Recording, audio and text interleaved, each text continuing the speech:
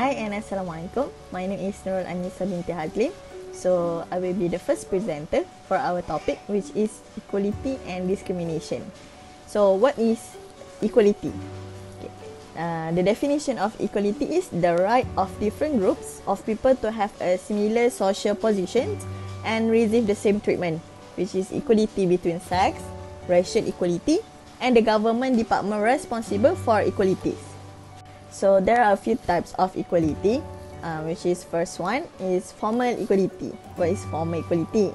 Okay, formal equality is two person has equal status in at least one normatively relevant aspect. They must be treated equally with regard to the respect.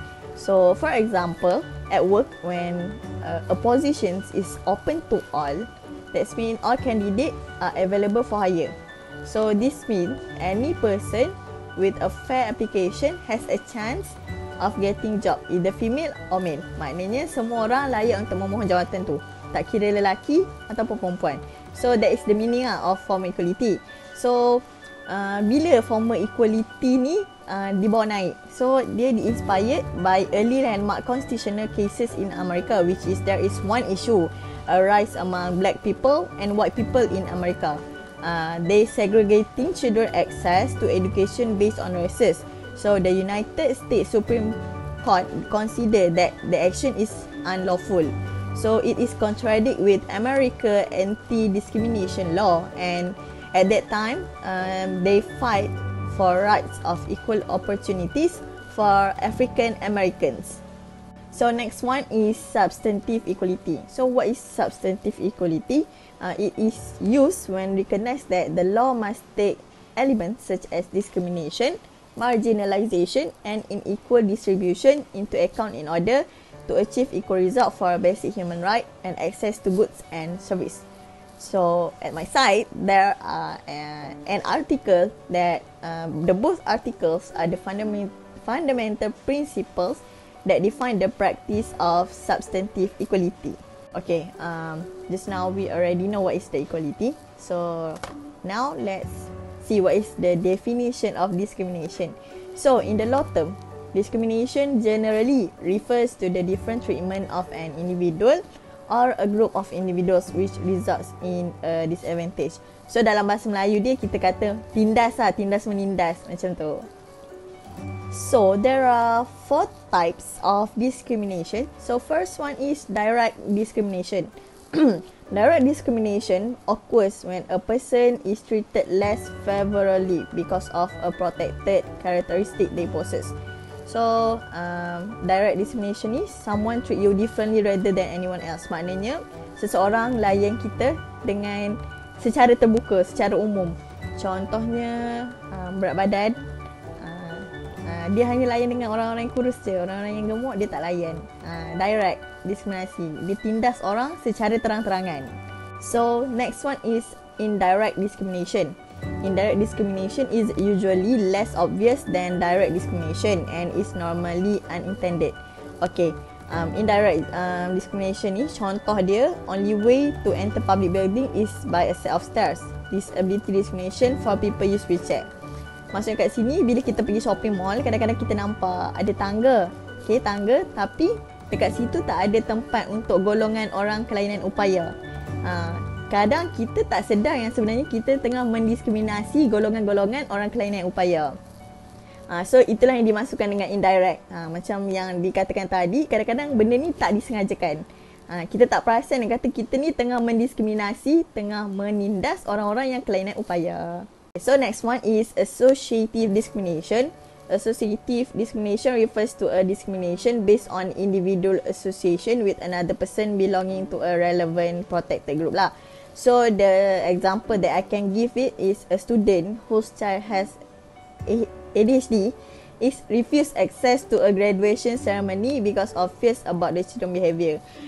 Kiranya dia berkelompok lah, kiranya dia dia tidak bagi anak-anak yang ada ADHD ni untuk masuk ke dalam graduation ceremony. Sebab apa? Sebab dia takut budak-budak tu akan mengganggu graduation ceremony tersebut. Sebab budak-budak ADHD ni sangat aktif, so mereka takut there are something happen in the graduation ceremony.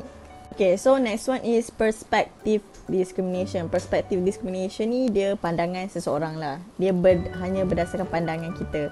Okay, contoh yang saya boleh bagi is a member of staff refuse to supervise a student because they believe that he or she is transsexual. And the other one is an employer decides not promote a member of staff because they believe that they have a disability. So kat sini nak bagi tahu yang diorang memandang rendah terhadap sesuatu golongan. Itu dikira sebagai perspective discrimination. Diorang tak tahu sebenarnya dia ni sangat hebat, tapi disebabkan dia tengok seseorang tu okay, you orang kelainan upaya dan seseorang tu transsexual, so dia orang decide untuk tidak mengambil dia orang bekerja ke ataupun untuk tidak supervise the students.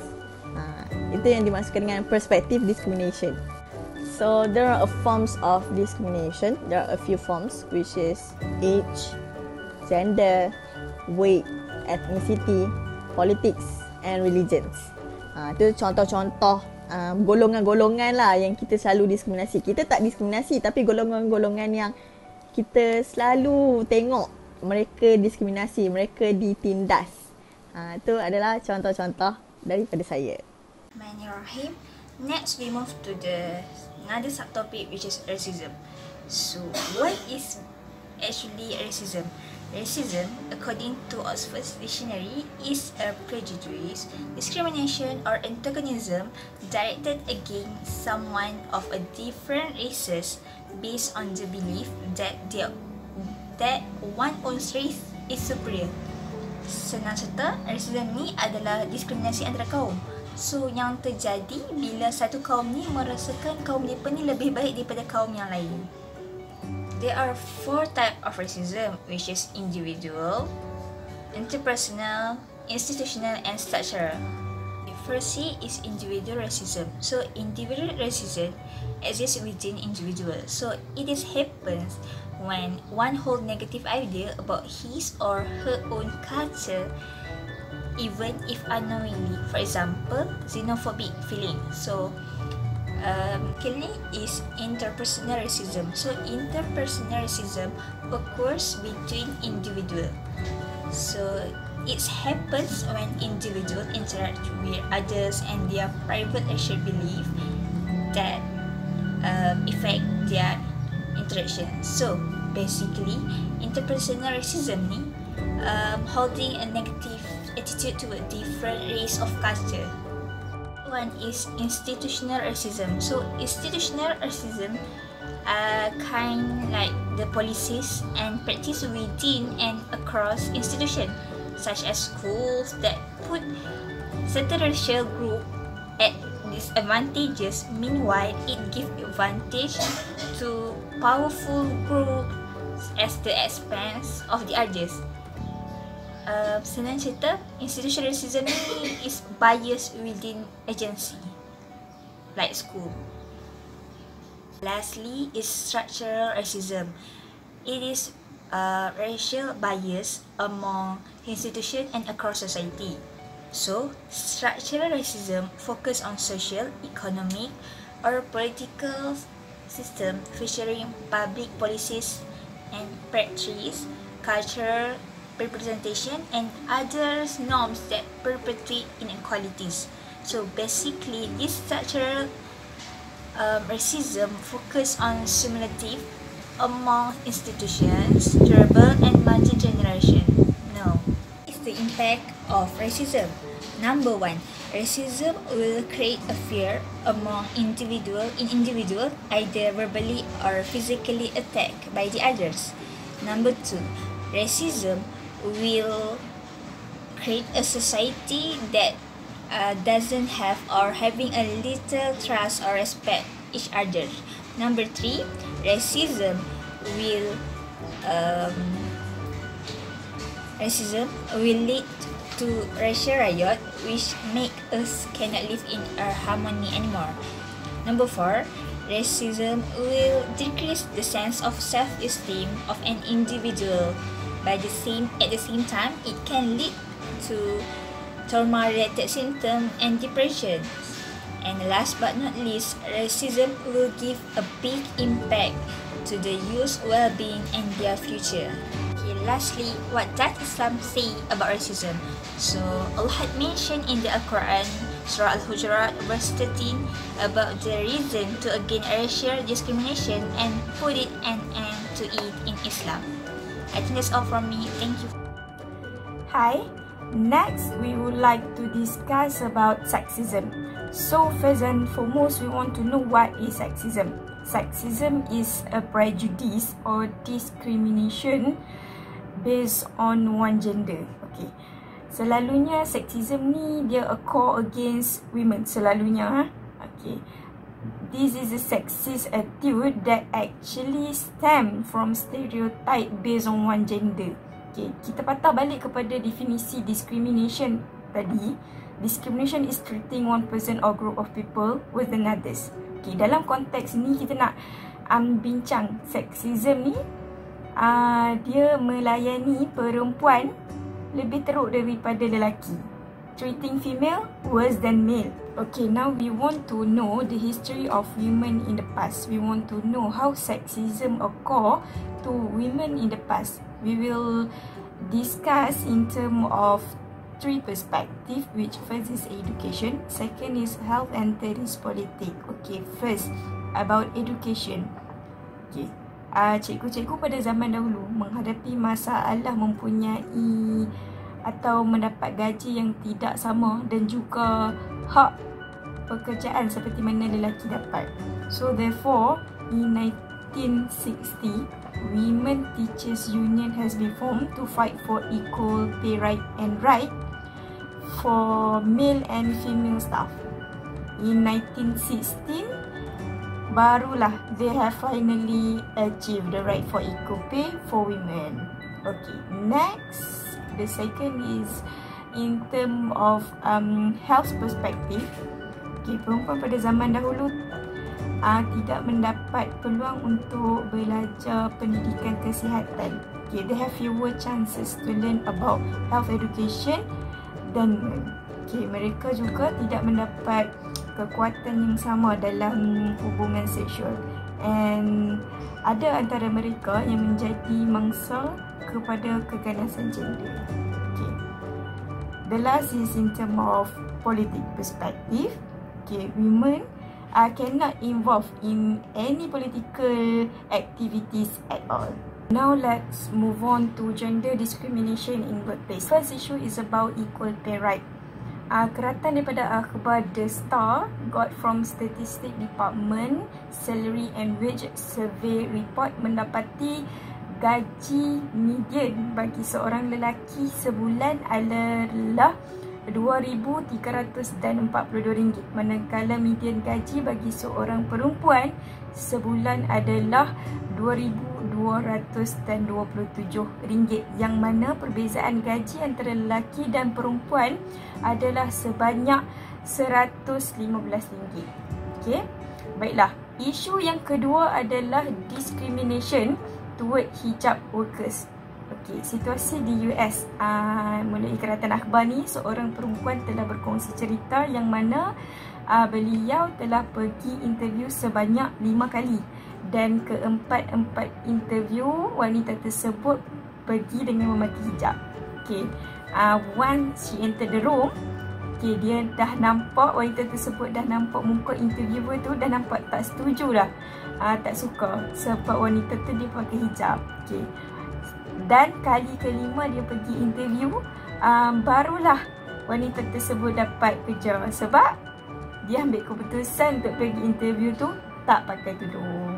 Okay, manakala situasi di Malaysia pula, daripada keratan akhbar berita harian menunjukkan ada polisi larangan bertudung di Malaysia, terutamanya di hotel-hotel. 18 daripada 13 hotel di semenanjung Malaysia menetapkan standard grooming perempuan tidak boleh memakai tudung, terutamanya yang berada di bahagian food and beverage dan juga di front desk. The third issue, position in organisation. Usually men get higher position in organisation rather than women. The fourth is about mother-friendly environment. This concern, the company or organisation should provide a place for a mother to breastfeed their child. And the last is about sexual harassment, which I think not a new issue to us, as it always occurs towards women in the workplace. So next, what are the causes of sexism? First, social role theory. It explains traditional stereotype on gender role. Second is about lack of proper education, and the third is about tradition and culture. These are the effects of sexism. First, increased conflict and tension among members.